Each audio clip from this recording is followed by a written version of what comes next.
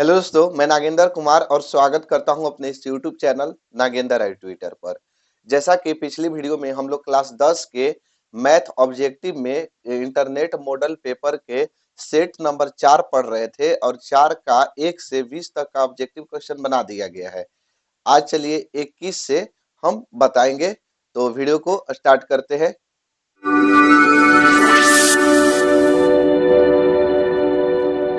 जैसा कि question number 21 आप लोग के दिखाई दे रहा होगा। क्वेश्चन में बोल रहा है ना कि यदि अर्धवृत्त का व्यास दिया है 14 सेंटीमीटर। व्यास कितना दिया है जी? व्यास दिया है 14 सेंटीमीटर। किसका व्यास है? अर्धवृत्त का है। किसका है? अर्धवृत्त का। अब बोल रहा है ना कि परिधि क्या होगा। तो देखिए, परिधि निकालने के लिए पहले त्रिज्या कितना होगा ये बताइए ना। तो व्यास है ना, तो व्यास के आधा त्रिज्या होता है। तो व्यास है 14, तो त्रिज्या होगा 7। समझ में आया? व्यास के आधा होता है त्रिज्या। परिधि, अर्धवृत्त का परिधि एक फार्मूला होता है, इसको आप लोग लिख लीजिएगा। अर्धवृत्त की परिधि, देखिए अर्धवृत्त की परिधि का फार्मूला होता है पाई आर प्लस 2r। क्या होता है? पाई आर प्लस 2r। एकदम भी यही है, एकदम पूछता ही है, ठीक है, 2 नंबर में पूछेगा। पाई का मान बैठाइए 22/7। यहाँ त्रिज्या आर है ना, तो आर है कितना? 7। आप प्लस 2, अब फिर आर है ना, तो आर के मानवा बैठाइए 7। 7 से 7 कटेगा, तब 22 के 22 और 2 सते 14। अब 14 और 22 जोड़िएगा ना, तो हो जाएगा 36 सेंटीमीटर। यही हो गया आंसर। ठीक, अगला क्वेश्चन को देखिए। अगला क्वेश्चन में है कि किसी असीमित मंटन का माध्य और माध्यक क्रमशः 26.8 और 27.9 है, तो बहुलक होगा। देखिए दिया है ना कि माध्य माध्य बराबर है, एगो दिया है माध्यक बराबर। माध्य दिया है और एक दिया है माध्यक। तो जो शुरू शुरू मान दिया है ना, तो वो हो गया मेरा माध्य। और जो दूसरका वाला दिया है ना, वो माध्य क्रमशः बोला है ना, तो पहला पर दिया है माध्य 26.8 और दूसरा दिया है 27.9। 27.9। ठीक, कोई दिक्कत है ना? ना इतना दिया हुआ है। तो एकरा में बोला है ना कि बहुलक क्या होगा। तो देखिए, बहुलक के फार्मूला, बहुलक बराबर फार्मूला होता है कि 3 गो माध्यक में से, 3 गो माध्यकवा में से 2 गो माधवा घटा दीजिएगा ना, तो बहुलक होता है। यह होता है माध्य माध्यक बहुलक में संबंध है। ठीक, कि बहुलक बराबर होता है 3 माध्यक माइनस 2 माध्यक। अब यहाँ 3 है ना, तो 3 और यहाँ माध्यक है ना, तो बीचवा में कुछ ना है तो गुणा है। अब माध्यक के मान है कितना? 27.9 माइनस, अब यहाँ 2 है ना, तो 2 अब बीचवा में का के चिन्ह है? गुणा का। कुछ नहीं है तो गुणा का। अब माधवा कितना है? तो कहिएगा कि 26.8। अब देखिए गुणा करिए, 9 तिया 27 कि 7 हाथ में लागल 2, 7 तिया 21 और 2 23, 3 दूनी के 6 और 2 8, 83.7 और माइनस 8 दूनी 16, 6 दूनी 12, 1 13, 3 2 दूनी के 4 और 1 5। अब घटा देंगे, 7 में से 6 गया तो 1, 3 में से 3 गया 0, 8 में से 5 गया 3। 30 पॉइंट का हो जाएगा, 1 हो जाएगा। यही आपका आंसर। चलिए अगला क्वेश्चन को देखते हैं। जैसा कि अगला क्वेश्चन देख सकते हैं, बोल रहा है ना कि बिंदुओं P -2,8 -2,8 और दिया है कि -6,-4 -6,-4 कुछ है जी। कह रहा है मध्य बिंदु ज्ञात करे। तो मध्य बिंदु के का फॉर्मूला बताए थे? बताए थे कि x1 जोड़ x2 बटा में 2 y1 जोड़ y2/2। तो एक अभी अब बच्चा नहीं है कि अब बताए कि x1 x2 होता है। देखिए x1 होता है, x2 होता है, y1 होता है, y2 होता है। तो x1 है कितना? तो -2। x2 कितना है? तो कहिएगा -6। ठीक, तो -2 अब बीचवा में प्लस है, अब फिर माइनस आ गया तो एक कोष्ट में कर दिए। अब बटा में 2, y1 कितना है? तो 8, अब प्लस y2 कितना है? तो -4। चलिए अब बटा में 2, अब -2, अब प्लस माइनस माइनस 6 बटा में 2, 8 -4 प्लस माइनस -4 बटा में 2, अब देखिए दो माइनस में या 6 माइनस में, तो माइनस 6 और 2 8 बटे 2, 8 में से 4 घटाएंगे तो 4 बटे में 2, 2 4 बार में कटेगा, ये 2 बार में कटेगा, तो ये माइनस में 4 हो गया और फिर प्लस में 2, यानी इसका आंसर क्या होगा, -4 अब 2। अगला क्वेश्चन की दो वृत्तों की परिधियां 2:3 के अनुपात में है तो उनकी त्रिज्या का अनुपात क्या होगा। अनुपात का मतलब होता है बट्टा, क्या होता है, बट्टा। तो दो वृत्त की परिधियां दिया है ना, तो दो वृत्त की परिधियां, तो यानी कि हम लिखेंगे कि पहले वृत्त की परिधि यानी 2πr1, वृत्त की परिधि का फॉर्मूला 2πr, तो पहला वृत्त के परिधि 2πr1 और दूसरा वृत्त के परिधि 2πr2, यानी दोनों परिधि के अनुपात, अनुपात का मतलब बाटा कितना है, 2:3 है, 2 पाई से 2 पाई कट गया, तो R1 अनुपात R2 बराबर कितना होगा, 2:3। ठीक, समझ में आया है, तो इसका आंसर 2:3 हो जाएगा। अब हमारे को बात याद रखिए, अगर सुनिए परिधि के अनुपात दिया रहे आ त्रिज्या के अनुपात पूछे, तो परिधि का अनुपात जितना होता है उतना ही त्रिज्या के अनुपात होता है। चाहे त्रिज्या के अनुपात दिया रहे और परिधि के अनुपात पूछे, तो त्रिज्या और परिधि के भैया एक ही अनुपात होता है, जितना त्रिज्या के कहिएगा ना, जितना दिया रहे उतना ही परिधि भी होगा, चाहे जितना परिधि दिया रहे उतना त्रिज्या भी होगा। हाँ, क्षेत्रफल में बदल जाएगा, क्या क्षेत्रफल में चेंज होगा, बस कुछ नहीं, स्क्वायर हो जाता है दोनों पर और गुणा करके लिख दिया जाता है। ठीक, अगला क्वेश्चन देखिए, अगला क्वेश्चन में है ना कि √2 किसके बराबर होता है, तो √2 बताइए तो, tan 60 डिग्री के, तो ना tan 60 का √3, cos 45 के नहीं, 1/√2 होगा cos 45 के, 37 डिग्री के नहीं, 37 का मान 1/2, तो अब 1/sin45 डिग्री के, तो शायद यही होगा, देखिए कैसे, तो देखिए 1 के तो 1 और साइन 45 का मानवा 1 में √2, √2 को ऊपर भेज देंगे तो √2 और नीचवा कुछ ना बचेगा तो 1 बचेगा, तो √2 में 1 से भागा करेंगे तो √2 होगा। समझ में आया, तो इसका आंसर होगा डी। अगला क्वेश्चन देख सकते हैं, कह रहा है कि परिमेय संख्या 2 के पावर 5 बटा में 2 के पावर 3 गुणे 5 के पावर 2 का दशमलव प्रसार होगा। 2 के पावर 5 है और 2 के पावर 3 है और 5 के पावर 2 है। अगर देखिए इसको ऊपर वाले के p बोलते हैं, नीचे वाले के q बोलते हैं।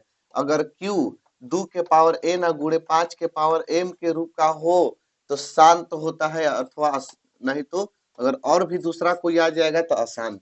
तो देखिए तो q का अभाज्य गुणनखंड 2 के पावर n और 5 के पावर m के रूप का है ना, इसका कहने का मतलब 2 और 5 के रूप में है ना, तो जब भैया 2 भी रहे और 5 भी रहे, चाहे केवल 2 रहे चाहे केवल 5 रहे, ठीक है, कहाँ नीचवा बटवा में, तो बटवा में चाहे केवल 2 रहता, चाहे केवल 5 रहता, चाहे 2 और 5 दोनों रहे, तो हम कहेंगे कि शांत है। अगर दूसरा कुछ आ जाता तो क्या कहते, अशांत है, तो इसका दशमलव प्रसार क्या होगा, शांत होगा।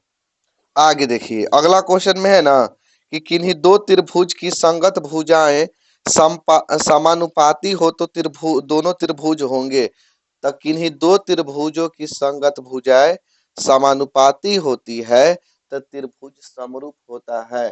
ठीक है, एक यहाँ पर में 6 पॉइंट याद कीजिए कि अगर उनके संगत कोण बराबर हो तो संगत भुजाएं एक ही अनुपात में होती है और दोनों त्रिभुज समरूप होते हैं, तो क्या होगा, समरूप।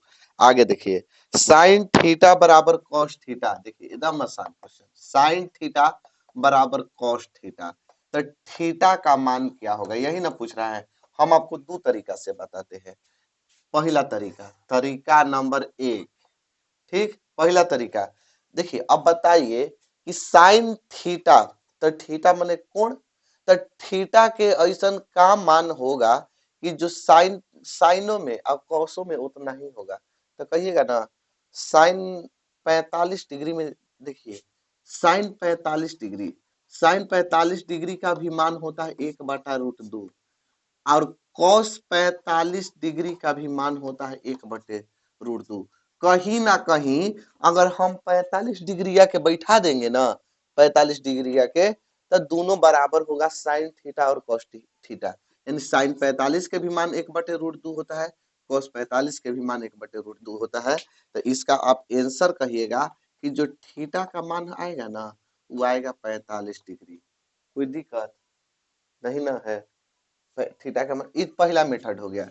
दूसरा मेथड अगर चाहते हैं कि दूसरा मेथड कैसे, कि हम चलिए हमको मान नहीं याद है तो अब तो फार्मूला याद रखना पड़ेगा।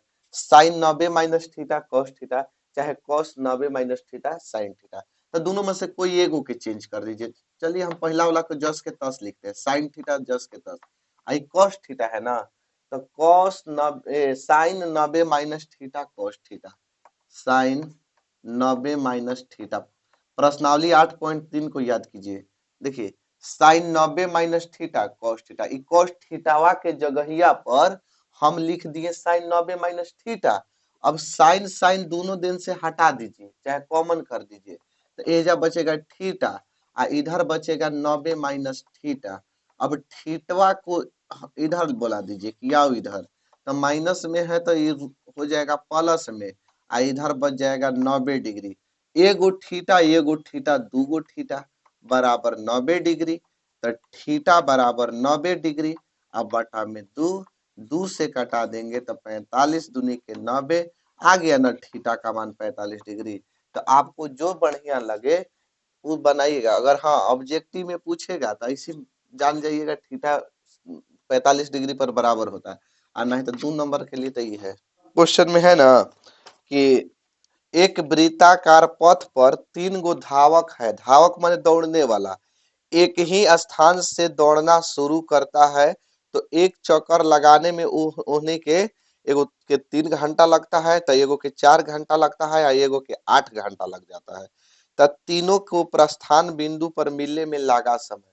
अगर इस तरह से कहे कि 3 गो धावक अगर एक वृत्ताकार पथ पर दौड़ता है ना तो उन्हीं के ये तीनों के अलग अलग समय लगता है, तो तीनों के अगर एलसीएम निकाल दीजिएगा ना तो जो समय आएगा माने जितना मिनट चाहे घंटा, वही उन्हीं के क्या होगा कि एक साथ फिर से पुनः उसी बिंदु पर मिल जाएगा। तो एगो कितना में दौड़ रहा है 3 घंटा में, एगो कितना में 4 घंटा में, या एगो 8 घंटा में। लघुत्तम निकालेंगे, क्या से जाएगा तो 2 से जाएगा 3, 2 4, फिर लघुत्तम निकालते हैं 2 से 3 1 2।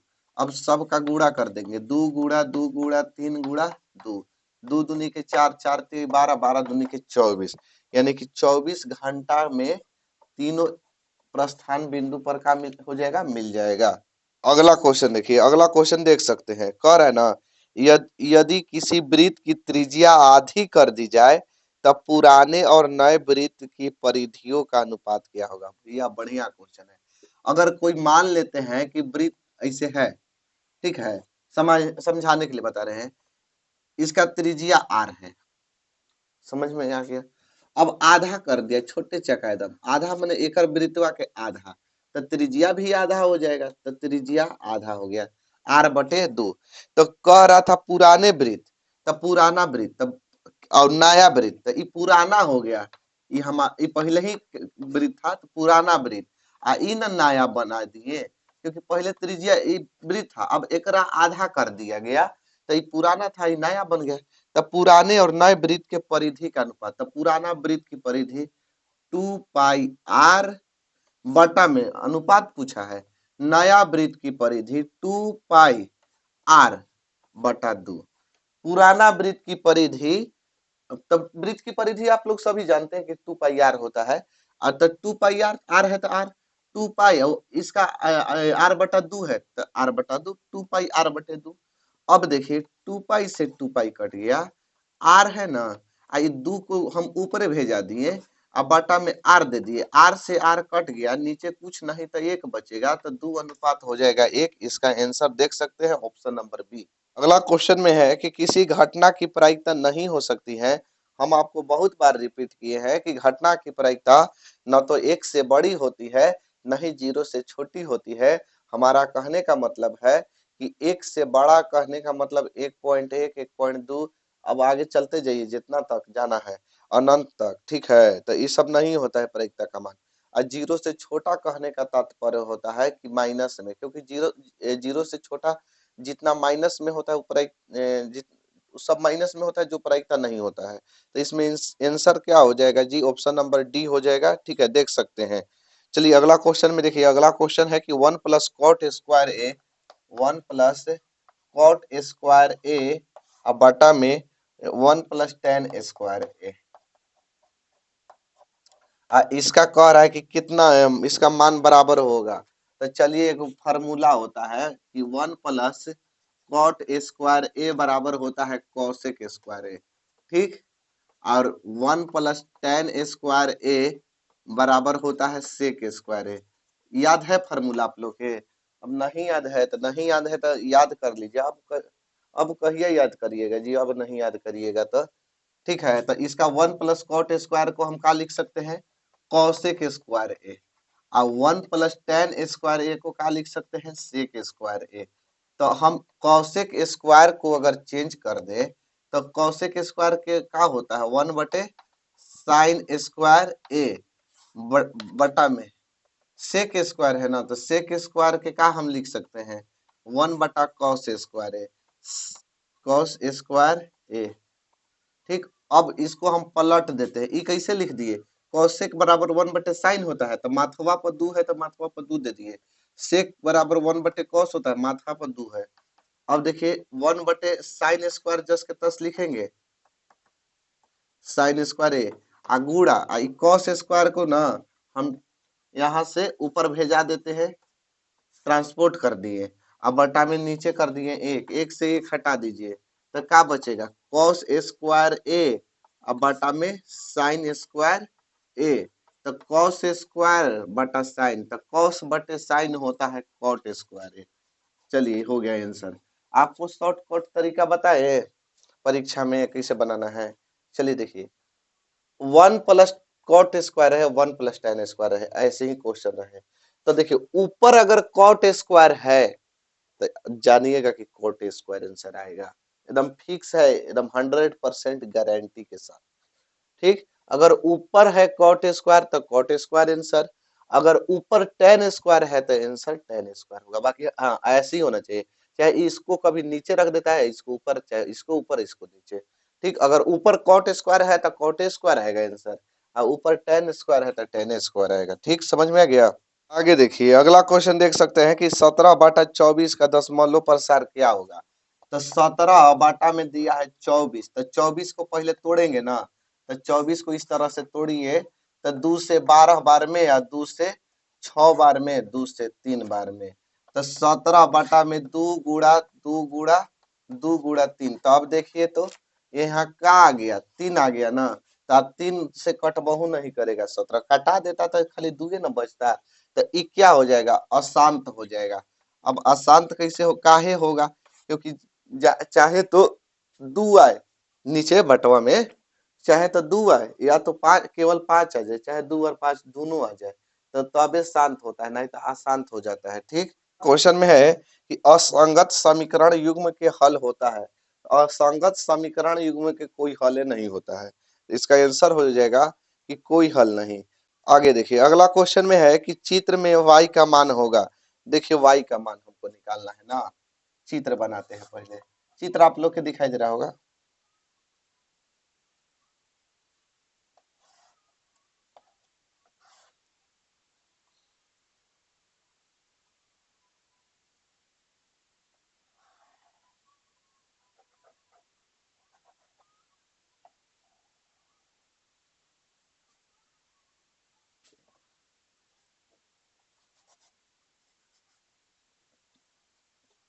ये जो 70 डिग्री है और एहजा है 125 डिग्री।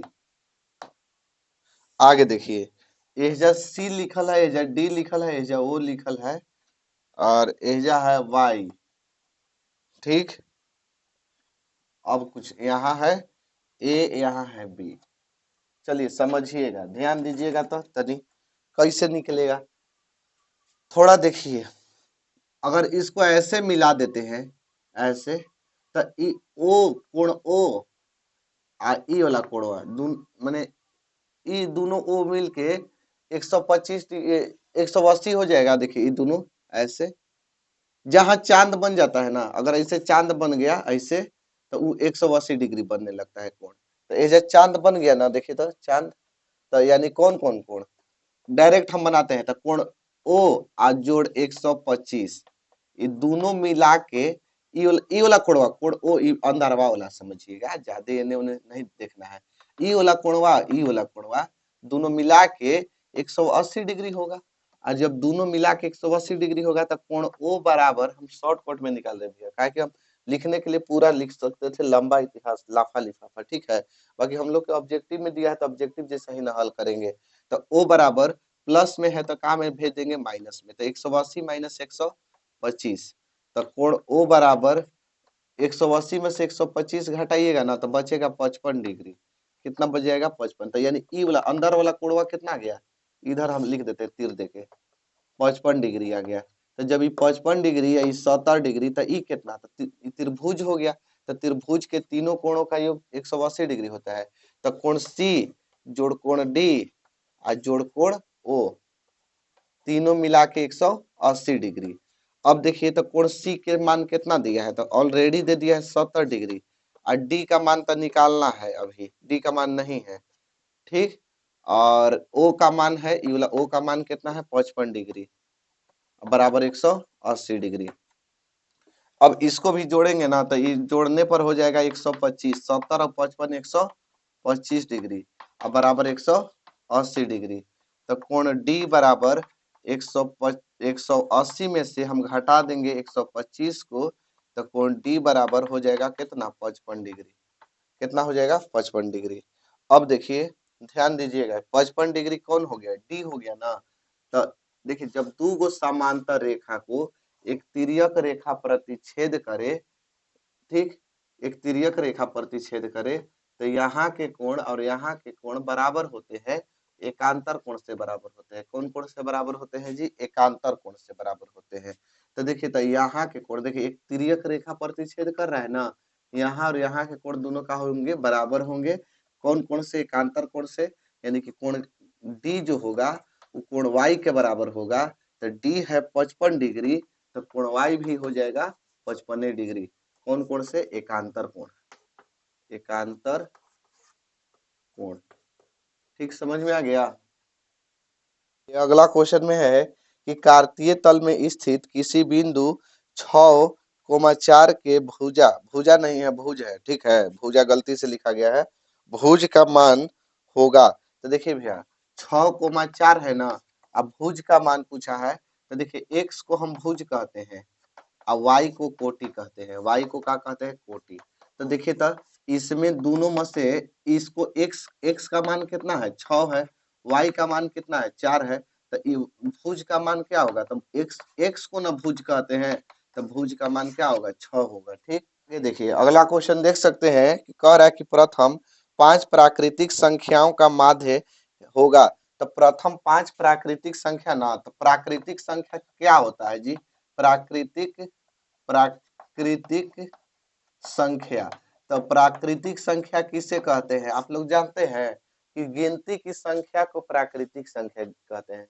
तो गिनती कहाँ से स्टार्ट होती है, 1 2 3 4 5, कहाँ तक, अनंत तक। बाकी हमारा से कई गो पूछा है, 5 ही गो ना, तो 5 तक न लेंगे। अब माध्य बराबर आप लोग जानते हैं कि सबको जोड़कर जय गो से है तय गो से भाग दे देते हैं। तो 1 जोड़ 2 जोड़ 3 जोड़ 4 जोड़ 5, आ कै गो है 5 गो है ना, तो 5 से भाग दे देंगे। अब देखिए तो जोड़ के बताइए, 5 4 9 9 3 12 12 2 14 14 1 15, 15 में हम कितना से भाग करेंगे 5 से, तो 5 जो है 15 को बर्बाद करेगा। तो कई बार में बर्बाद कर देगा, 3 बार में, ठीक, कई बार में बर्बाद करेगा 3 बार में, यही 3 हो गया आंसर। अगला क्वेश्चन है ना कि दो समरूप त्रिभुज के क्षेत्रफलों का अनुपात 64:25 है, तो उनकी संगत भुजाओं का अनुपात होगा। देखिए क्षेत्रफल दिया है, जब क्षेत्रफल दिया रहे, क्षेत्रफल, तो क्षेत्रफल का अनुपात कितना दिया है जी, तो कहिएगा कि 64:25।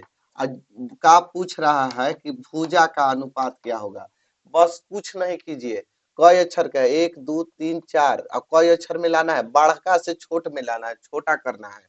तब क्षेत्रफल अगर दिया रहे अब भुजा पूछे तब भुजवा में रूट डाल दीजिए दोनों में, बस हो गया आंसर। ठीक, 64 का एक केवल निकाल दीजिए, रूट ओवर कितना होता है 64 का वर्गमूल 8, अब 25 का 5 हो गया, आंसर हो गया। ठीक, अगला क्वेश्चन में है ना कि यदि बहुपद पी एक्स बराबर x square minus 2x plus 5 के शून्यक अल्फा बीटा हो, कोमा है जी, इंटू मत समझिएगा, अल्फा बीटा हो, तब है अल्फा इंटू बीटा। अब यहाँ अल्फा इंटू बीटा का मान कितना दिया है, एक्स स्क्वायर दिया है माइनस 2x प्लस में दिया है 5, ठीक है, इनके शून्य का दिया है अल्फा और बीटा, तो ए का मान 1 और बी का मान -2, सी का मान 5। तो हमसे पूछा है अल्फा इंटू बीटा का मान, तो बताइए तो फार्मूला क्या होता है, अल्फा इंटू बीटा बराबर सी बटे ए। सी के मान में देख रहे हैं कितना है 5, और ए का मान कितना है 1, तो 5 बटे 1 यानी 5, आंसर हो गया। देखिए अगला क्वेश्चन देख सकते हैं, कहा है ना कि यदि 3 थीटा बराबर 90 तो tan थीटा का मान होगा। तो 3 थीटा बराबर दिया है 90, तो हमको क्या पूछा है कि इसमें tan थीटा, तो पहले थीटवा ज्ञात करेंगे तब ना tan थीटा ज्ञात करेंगे, तो पहले थीटा ज्ञात करना पड़ेगा। तो थीटा बराबर 90 और बटा में 3, 3 तिहाई 90 यानी 30 तिहाई 90, 30 डिग्री थीटा के मान, तो tan थीटा, तो tan के tan लिखिए और थीटा के जगह ही आप बैठा दीजिए 30 डिग्री। अब आप लोग को पता होगा कि tan 30 का मान होता है 1 बटा में √3।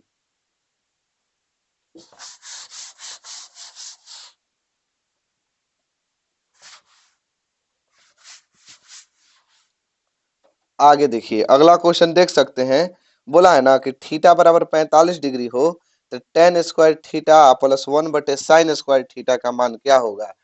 थीटा का मान दिया है 45 डिग्री, तो देखिए हमसे पूछा है ना कि tan स्क्वायर थीटा और प्लस 1 बटे में साइन स्क्वायर थीटा का मान क्या होगा। तो आप लोग देखिए तो यहाँ tan स्क्वायर है, माथवा पर 2 है तो 2, और थीटवा के मान बैठा देते हैं 45 डिग्री, जोड़ 1 और बटा में साइन स्क्वायर के साइन स्क्वायर, और थीटवा के मान बैठा देते हैं 45 डिग्री। तो tan 45 का मान 1, तो 1 के स्क्वायर हो जाएगा ना, और प्लस 1 बटा साइन 45 डिग्री का मान होता है 1 बटा में √2, मान होता है, अब माथवा पर 2 है तो 2 देना पड़ेगा। अब 1 में 1 से गुणा करेंगे, 1 में 1 से तो 1 होगा, अब प्लस 1 बटा में 1, ठीक, 1 बटा में 1,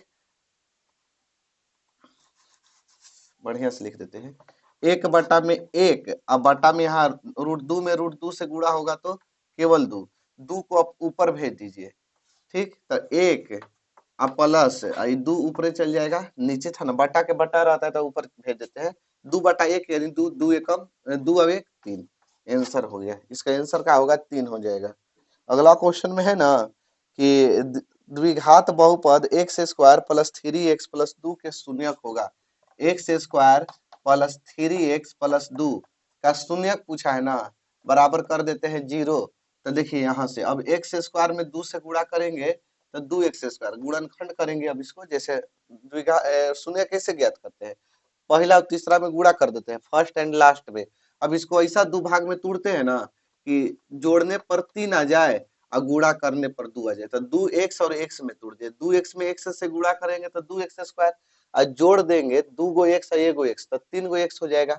अब इसको ऐसे लिख देंगे x square plus 2x plus x plus 2 बराबर 0, एक्स स्क्वायर और 2x और x में तोड़े थे तो 2x प्लस x प्लस 2 बराबर 0। ये दोनों में किसका कॉमन है, तो कहिएगा कि x का कॉमन है, तो x का कॉमन ले लेंगे तो एगो x बचेगा, यहाँ प्लस में 2 बचेगा। ये दोनों में का के कॉमन है, तो ये दोनों में कुछ का ना है तो एक का कॉमन है ना, एक का कॉमन ले लेते हैं तो x और प्लस में का बचेगा 2 बचेगा, बराबर कर देते हैं 0। अब इसको और इसको मिला के लिखते हैं तो x प्लस 1, ठीक, ये दोनों में से कोई एगो x प्लस 2 बराबर कर देते हैं 0। अब x प्लस 1 बराबर 0 और x प्लस 2 बराबर 0। अब प्लस में 1 है ना तो इधर आएगा ना तो क्या हो जाएगा, माइनस में 1 हो जाएगा, यहाँ प्लस में 2 है ना तो इधर आके माइनस में 2। समझ में आया? तो इसका शून्यक हो जाएगा -1 और -2। ठीक, आगे देखिए अगला क्वेश्चन में है ना कि सभी वर्ग होते हैं, तो सभी वर्ग जो होते हैं समरूप होते हैं। क्या होता है? छोटा चका वर्ग हो चाहे बड़े चका हो, क्या होगा? समरूप होगा। आगे देखिए अगला क्वेश्चन है कि सेक स्क्वायर थीटा बटा में 1 प्लस कॉट स्क्वायर थीटा। कुछ नहीं है जी, एकदम आसान है। सेक स्क्वायर थीटा बटा में 1 प्लस कॉट स्क्वायर थीटा। तो सेक स्क्वायर थीटा के सेक स्क्वायर थीटा और 1 प्लस कॉट स्क्वायर थीटा है ना, तो 1 प्लस कॉट स्क्वायर थीटा होता है कोसेक स्क्वायर थीटा। क्या होता है? Cosec square theta. Sec square को हम लिख सकते हैं 1 बटे में कॉस स्क्वायर थीटा, और कॉसेक स्क्वायर को लिख सकते हैं 1 बटे साइन स्क्वायर थीटा। अब 1 बटा में cos square theta into sine square के ऊपरवा भेज दीजिए ना, अब बटा में कॉस 1। ठीक, इसको क्या कर दिए? ऊपर भेज दिए।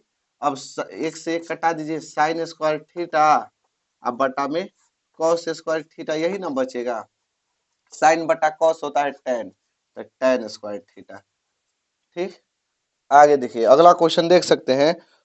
बोला है कि चित्र में x का मान ज्ञात करें।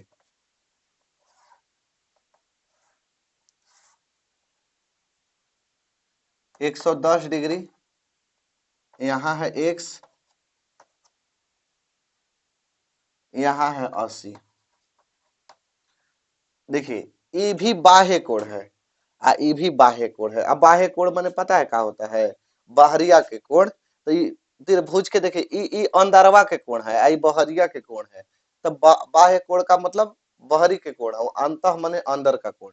तो एक हमारे बात याद रखिएगा ना, तो तुरंत आंसर आ जाएगा, ज्यादा बनाने की जरूरत नहीं है। बाह्य कोण जो होता है ना, वो दो अंतः कोण के बराबर होता है। दो अंतः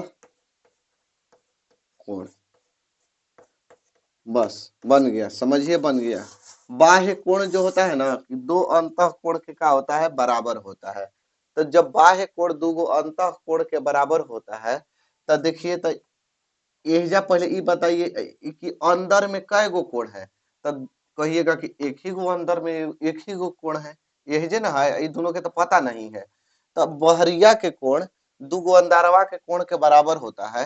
तो एगो तो ये तो बाह्य कोण दे दिया, इस एकरा नहीं निकालना है, हमारा निकालना है एक्स का।